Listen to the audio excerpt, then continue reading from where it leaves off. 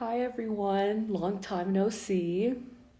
I know the last time there was a discussion was in late December, and finally I feel ready to get back into things deeply.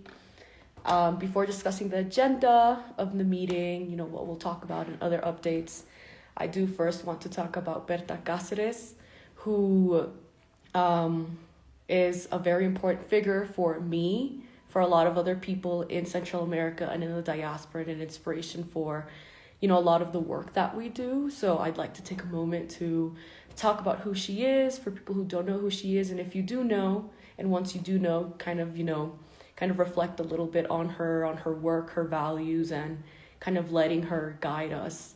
So Berta Cáceres was an indigenous Lenca land defender in Honduras. She was the founder and director of COPINH, COPINH, which you can find on Instagram, on Twitter. They're very active, but it's also currently one of the leading indigenous land defender organizations in Honduras and all of Central America. So she founded this organization. She was very active in protecting the rivers in her community in Honduras. She was even able to take a case to the Inter-American Court of Human Rights and was able to get a favorable decision that the Honduran state has yet to honor. But because of her activism, which was seen as a threat to Honduran elites, remember, this is under the regime of the Partido Nacional of Juan Orlando Hernandez, where ultimately she was assassinated in her home during the night while she was sleeping. It was a group of around 8 men. 3 of those men have been found to have been trained by the U.S. Unfortunately, there really hasn't been any justice ever since. She was assassinated exactly 6 years ago as of March 2nd, and yesterday, March 4th, would have been her 51st birthday. And as mentioned, there was kind of one person in that group of 8 that was convicted because the case, Berta was really well known in the international community, like in Amnesty International. The Guardian wrote about her and about her death. It garnered a lot of widespread attention. And as we know, when, there's kind of a big case, there's kind of like a performative justice that's performed, but that doesn't actually solve the issue. And that's even present with Berta's daughter, Berta Zuniga, who's still alive and has been very active still, following the footsteps of her mother, who, even within a month of her mother's assassination, there's been assassination attempts on her life within that month. But even since then, and even recently, there's still been attempts to silence Berta's relatives and Berta's community and land defenders in COPINH, in that organization that she founded. But although, she physically died, one kind of quote that a lot of people talk about is, even though she died, there's going to be millions more. As mentioned, she was incredibly influential. She is, for me, kind of one of the leading figures in kind of how I think about liberation for Central America. How does that look like? What do we center? And Berta was vehemently anti-capitalist. She very much made these connections between environmental destruction, indigenous livelihood, just life generally, and colonialism and neoliberalism, and kind of recognizing that, we can't solve climate change, global warming, without solving this problem of, capitalist production that kind of takes precedence over everything. And again, that also can't be extracted from liberation for indigenous people, which also can't be you can't be separated from for a good livelihood for every single being on this planet, from humans to animals to the lakes to the trees and other, living beings that sustain us, but also we help sustain. And so if you don't know much about her, I gave like a brief overview about her, but you can look more into, who she was. Again, there's a lot of material in English, Spanish, any other languages you're comfortable with. But also just looking at her organization, COPINH, again, COPINH, which is really active on Instagram, Twitter, Facebook, and have their own website that continues her work and continues to demand justice for her and continuing, to fight for a lot of the causes that she started years ago. And so as mentioned, I've been away for a while. I know that I plan to kind of get back into it in January, but just there's been kind of a lot of personal changes in my life, all for the good, but just kind of, I didn't want to kind of jump in and start these discussions, on, kind of on like a very impulsive basis if I didn't feel ready enough. So I've been in Peru for a few months now, which has been really lovely. In January, I quit my full-time job as a paralegal. And I had a part-time job for a while, which I also had to quit a few weeks ago due to just a very difficult and disrespectful boss that I did not want to tolerate. And so just because of like this more free time, which is why I anticipated having more time to like do discussions and more regular programming for Central American Disruption. We know life is just a little bit more complicated than that. And also I just needed time to rest.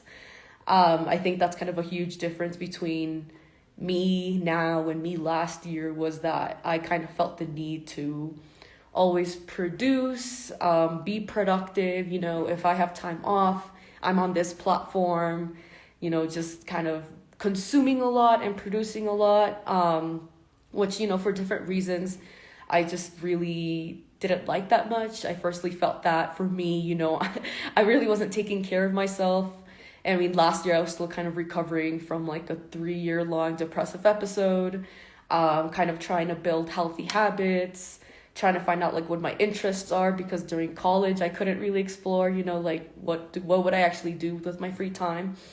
While now, since I'm in Peru, I've been doing a lot of hiking, which has been really fun, but also incredibly difficult. I've cried a lot. I've cried on every single hike that I've done. But it's been really cool to learn about hiking. And again, I also just realizing actually how hard it is. And there's a lot of altitude here, which is another component that adds to it. And a lot of times I felt very weak and vulnerable.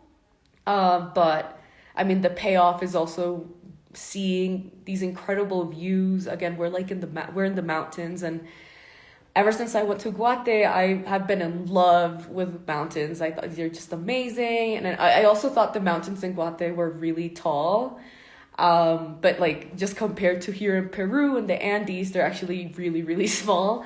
But seeing them here has been, I mean, they're truly magnificent. They look just kind of how they work is magical. And that's just kind of led into another interest of me learning more about the scientific side of mountains, which has been also hard at times because I'm not I've never been really into sciences, but I really kind of want to actually learn about the natural dynamics and I guess history of mountains. And so basically, to sum it up, I've really been giving myself a lot of space and time to kind of, focus on hobbies and my interests, and that's come at the cost, right, of not producing as much, not feeling quite ready to fully come back here. I've been, again, just kind of been flirting with that idea, but I'm here now. I'm a lot more intentional. Kind of another thing, another difference, right, between me last year and me now, again, since just kind of naturally, since I was always just consuming and producing, there's just a lot kind of less reflection naturally, right? Which I felt, could kind of compromise what the type of content I was producing, what I was saying, how I was thinking about things. I mean, as we know, right, with like social media, there's just an overwhelming amount of information and narratives, and sources. And kind of consuming all of that, you're kind of doing multiple issues at the same time, different perspectives, etc. I think it just if you don't give yourself that space or time, you naturally just kind of won't have as developed of a perspective or view as you would if you give yourself that space. And so I'm kind of really appreciative with myself of making myself do that, because not only, right, is it better for my mental health, etc., but also just recognizing the responsibility I have and what I'm producing for this page as the following increases, etc. And as we know, I mean, as it's become quite obvious, I think for a lot more people in the recent few weeks, right, like there are very strong narratives, there are very strong propaganda that you definitely don't want to perpetuate or add to. It's just incredibly hard to navigate. And then, let's see, I'm just looking at my agenda. Okay. And so now just kind of, right, just moving naturally into like the updates as to what I have been producing, what I've been doing. So kind of one thing, right, that I haven't been doing discussions consistently since December, but I have been kind of try to build a stronger foundation to, for example, the website or like things that I have been working on. So for example, the beneficiary report is very much being produced at the beginning of every month. The beneficiary report, so beginning in September of 2021, I've begun to offer at least a $5 gratitude tip to every account, figure, organization that I repost on Instagram, like on my social media.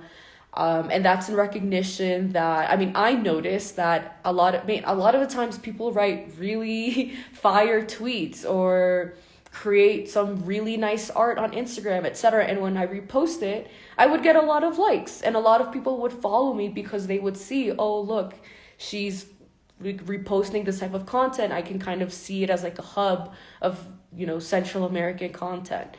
And obviously that translates to donations, to likes, to views, and a large following, which, as we know, right, like that's a different type of social capital that can work for you. And so just kind of now that I, since last year I started working and now do have money, I wanted to start kind of redistributing the benefits that I get from reposting. I know, right, that like one could say that just by reposting, I'm like giving exposure, but as all creatives know, and that as I'm aware, right, like a tag does not pay the bills. A tag does not buy me food. A tag does not, it doesn't really necessarily relate to a material benefit. And so like, although, $5 per post it doesn't sound like much. I do try to kind of, repost several things per month. And so this month, in February, this past month, I redistributed $56. The month before it was $35. And so it's kind of what I can afford for now. And obviously, if my ability goes up, that'll go up too. But so the beneficiary report, right? Not only does it report kind of the gratitude tips, the amount that I've given out every month, but it's also a way to kind of re-amplify and reboost the people that I reposted from. Because although, for example, like last month, I reposted from the Mayan League, when I reposted from them at the moment, I give them credit, I tag them, I make it very visible. But at the same time, at the end of the month, I kind of want to, okay, I reposted from the Mayan League, Corky Cipota, and Brina Nunez. So, just in case you missed it or if you want to go look at it again. So that's already been posted, and the beneficiary report is now, you can always find it on the website under the Central American directory. Now, like every month, the beneficiary report will be posted there. Of course, I do, post it on social media. But that's also just a reliable place where you can find the links to the people, how much money was distributed. And again, if you want to just look at past reports from other months, you can look at you could look at it. Also a new resource that I've been building up and that, just has a solid foundation now. And that again, now you can also find on the website under the Central American directory is the monthly learning lists. The monthly learning list is just a compilation of books, articles, podcasts, videos, and other resources that I've learned from and that I recommend other people to read as well. A lot of the content is directly Central American related, but a lot of it it also isn't, but that's also because, right, like learning from the struggles from other people. I mean, all of it's connected, right? So we can learn. First of all, it's good to be aware of other struggles that, we can be aligned with and can support. But also we can just learn from them as well as to how they organize, how they respond, what the values are, etc. And so this month, there were topics that I read about, from Brian Flores in the NFL to El Salvador rejecting IMF's recommendation to drop Bitcoin, or I read about the teacher strikes in Puerto Rico. So, on social media posts will go up soon, kind of just promoting that. But if you want to find the full list, again, with the links, because most of the sources that I'm consuming are articles, sometimes like a YouTube video or a podcast, and occasionally a book. All the links are there on that list. So again, if you want to find that, you just go to my website, which is in my link in bio. And if you go to my link in bio, it'll actually just say, like, if you want to go to the beneficiary reports or the learning lists, and it'll take you right there. And so keep an eye on for that, and I'd recommend you to check it out. In terms of content that's coming up, as mentioned, right, like with this time, I've really been trying to be like a lot more intentional about kind of like what my goals are, like politically, spiritually, emotionally, with this platform. What, again, like now, especially now that I have free time, kind of how can I find the balance in learning, and especially when that learning can sometimes be so dark and heavy, how to balance that out with my well-being, how to balance that out with joy and celebration. And so I've been very, again, intentional on like kind of weekly, like monthly content, kind of looking at it like that, kind of what type of, how can I include the cultural, how can I include the political, how can I include, the downs, but also the joy and celebration in that. And so for this month and coming up, just next week, it's International Women's Month, but International Women's Day is on the 8th. And so I'm going to have various resources, just promoting, several Central American women, just throughout history, from different countries, from different backgrounds, in different fields. And then also coming up for World Poetry Day, looking at Central American poets. And if you're on my Patreon, I've already released the list of, which women I'm going to be focusing and researching on, and which poets I've selected to focus on. And also I've shared, research outlines where you can see the behind the scenes as to the research going in behind the final product that'll eventually be unveiled publicly. The newsletter has also resumed. I started sending out the newsletter consistently on a monthly basis last month. It was sent out in mid-February, and then it'll be sent out again next week. If you want to receive that, it's free and available for all, so you can just subscribe. Again, in my link in bio, you can just find the subscribe button there. And then again, for Patreon, that's also been part of like the reorganizing and replanning. It's something that I've been kind of playing around for a year and a half. But just as to what's gone up recently is just, again, I've kind of put out content before it's out here on social media or on the website, and you get exclusive access to the research that goes behind it, which obviously not all the research. Social media is so limited. The website can be limited. So if you want to see all of the research that I actually conduct, you can access it through to the Patreon. And if you're interested in my Patreon, you can just go, again, in my link in bio, you'll find the link to Patreon. You can check that out there. And so moving on to the actual discussion for this month, I also want to focus on Bernardo Caal Xol. So he is a land defender in Guate. This past January 30th, it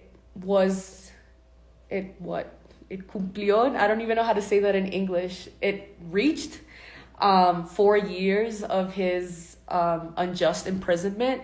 He has been sentenced for 7 years and like 4 months in prison. The, official charges are for him, like, robbing or assaulting and robbing the workers of this mine that he was protesting. But there's zero evidence.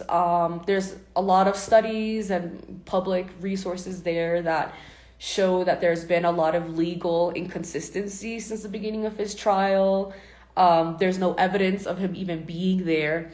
And so to give more background, right, as to, okay, so like why are we assuming these charges are made up, etc. So Bernardo is an indigenous Maya Quechua teacher and leader in his community. He was organizing to defend the river in his local Maya Quechua community. I'm struggling right now to remember the name, but I will probably remember it in a few minutes, and I'll mention it. And I'm pretty sure his community is based in either, and I'm getting confused between either Baja or Alta Verapaz, which, is a very, as a lot of Guatemala is, it's very indigenous dominated in these areas. And so he, with other people, were defending their river that, it's the source of water, the source of food for his community, and for water, it's for drinking water, it's for washing, it's for cleaning, it's for cooking. And so obviously when this company comes in and wants to use it for, pretty sure it was for mining, but basically, natural resource extraction. I mean, we know how the story goes in Central America. Firstly, it was done without the mandatory consultation of the community, which is not only required by, Guatemalan law, but it's also required by international law, which Guatemala is a signatory to. They kind of usually do kind of this BS consultation with people, select people around the region, but every time coincidentally manage to exclude the communities that oppose this. They also haven't done the environmental study, which is also mandatory. This environmental study would, tell us honestly and publicly, officially, as to the consequences of these projects, which tend to be very negative for the environment, for all living beings around the environment, and the human indigenous communities that, have had a relationship, have cultivated, have taken care of these places for thousands of years. And then not to add, right, that there's a lot of trauma within indigenous communities, particularly in Guatemala, because, again, there was recently a 30-year genocide of indigenous peoples. And since then, there still has been a lot of targeting, intimidation, violence, and also not just violence from the state, but violence from these same either mining or dam corporations against the indigenous leaders, opposers, activists, and just communities. There's also communal punishment happening. And so due to all of this, again, he was quite outspoken in Guate, and like these indigenous leaders have a lot of community support. So they quickly become very powerful, right? In that aspect of there's seen as a threat to the state, and definitely these corporations get very threatened very easily, which is why there has been evidence, even during the 2000s, of these corporations, sending a security guard or working with the Guatemalan police to go and kill or intimidate these people who are opposing their activities. And so for Bernardo, this resulted in him being falsely accused of, again, assaulting a worker, again, just littered with a lot of legal inconsistencies during the trial, no evidence at all. And now he's been imprisoned for at least 4 years now and has a little bit over 3 years to go. And obviously his incarceration, since he wasn't the only one in his community standing up for this, it's meant to be a message to his community and communities around Guatemala, to just kind of stay silent, don't complain. And there's we can also look, this is related also to Codeca. I recently shared Codeca's posts on my stories where They shared several people that had been recently killed by, like just random assassinations. But they're not very random because Codeca, just for the past decade, has had dozens of people killed within their organization. And Codeca is the leading campesino indigenous organization in all of Guatemala. It is very powerful. They have been trying, they've kind of been organizing as a political party, running for seats. Enjoy a lot of support. And every few months I read, like ex-activist from X region was found murdered on the side of the road, etc., etc. It's just very violent, targeted deaths. Nothing happens afterwards, but we know that a lot of the time, it's either agents of the state, but a lot of times these same agents, can also be hitmen. They work unofficially. They contract either people in organized crime, etc.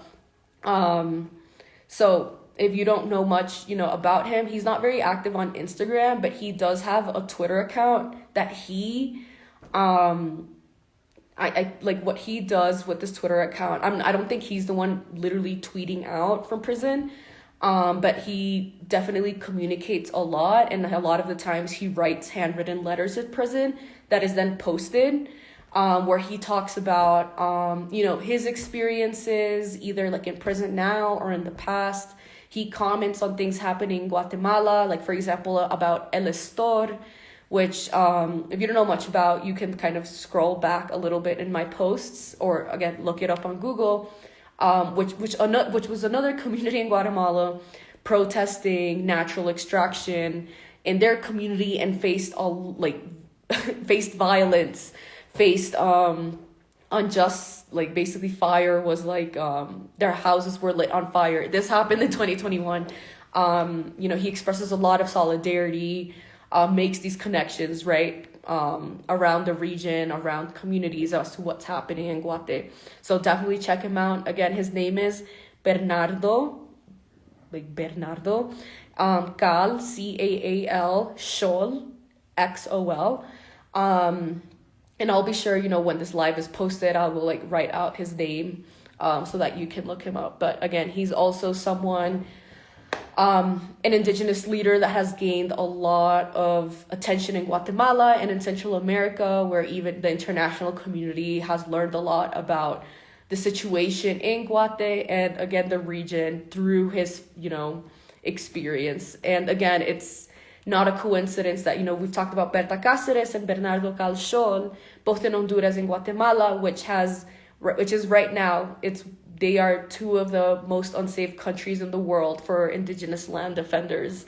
And these are just two prime examples, unfortunately. And these are two of the most kind of well-known ones, within the Central American diaspora, within Central Americans and within the international community. But there are dozens of other, if not more, right, land defenders who are going through the same thing, just haven't received as much attention or just haven't been targeted yet. And then to kind of, just relate this, right, to Juanita's experience. So right now, the Mayan League, in cooperation with other organizations, have been doing this campaign of Libertad para Juanita. So Juanita, I don't remember her exact nation, but she is an indigenous Maya woman from Guatemala who has been unjustly detained in Mexico for 7 years now. And this is, again, unfortunately normal. Juanita is not the only, right, Central American migrant, not the only indigenous migrant detained. But it's a good, obviously, example, right, of kind of how far it can go, how violent it can be. This is gendered, this is racialized, this is illegalized. And so, again, she has been in detention for 7 years. We know of a lot of the violences that Mexican, just generally immigrant detention has, particularly on indigenous people, particularly in indigenous women. Mexico has a lot of xenophobia, a lot of anti-indigeneity, a lot of misogyny, institutionalized there. And obviously, right, the consequences of this on a person like Juanita is not just psychological, but it's also physical. And so the Mayan League has been conducting a campaign towards official figures, and they've outlined a series of actions or a series of texts that you can post. So please do check that out. Again, this isn't the first time I've talked about Mexican immigration detention. Obviously, not to say that U.S. immigration detention isn't significant, but it's the one that tends to get most attention. While Mexican immigrant, we've had, I can't remember the exact figure, but it's hundreds of thousands of Central Americans have disappeared, have been detained, have been assaulted, have been, other horrendous things have happened to them in Mexico and never even make it to the border with the U.S. So please do check them out. Please check out the Mayan League. I have also talked about it. I've reposted it on my Instagram page, so you can also easily find it there. And then, so moving on to more here in the U.S., I did want to share Brian Flores' story, because although, generally these things don't get much attention, but we know due to who Brian Flores is, it's not getting as much attention, validation, etc. So Brian Flores was the former head coach of the Miami Dolphins in the NFL. If I get any team names or any terms confused, I'm sorry, I don't know anything about NFL football. But he, on February 1st, on the first day of Black History Month, he filed a lawsuit against the NFL, basically for discriminating against him, and talked about just racism that's rampant there. It was also against 3 former teams of his that he has worked for, including the Miami Dolphins and then 2 other teams. And basically, where all of this stems from is that there's this rule in the NFL that there's a certain percentage of interviewees for just coaching positions that need to be not white, basically.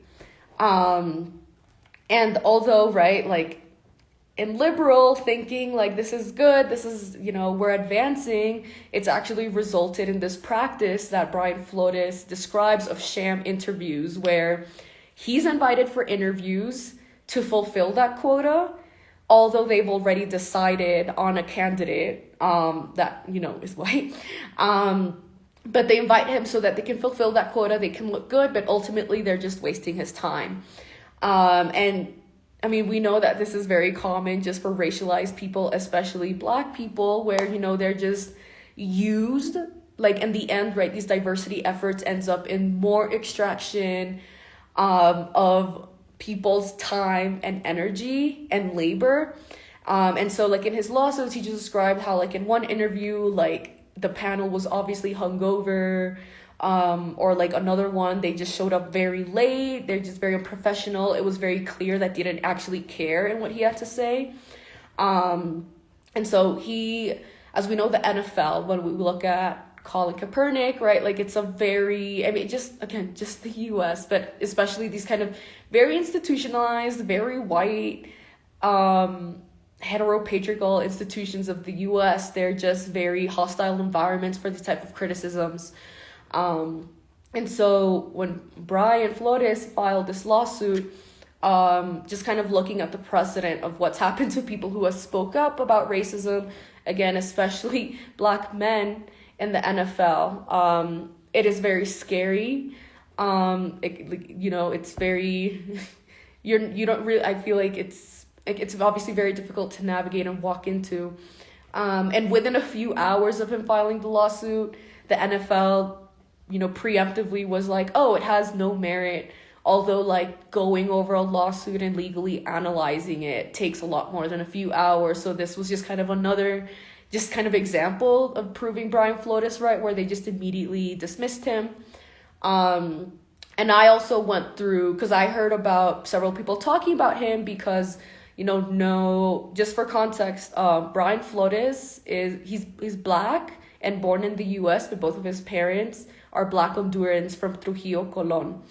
And so it had been like a few days already, but no, Latinx media source or platform was giving him any attention. And it's not lost on us, right, that he's this Black man of Central American descent.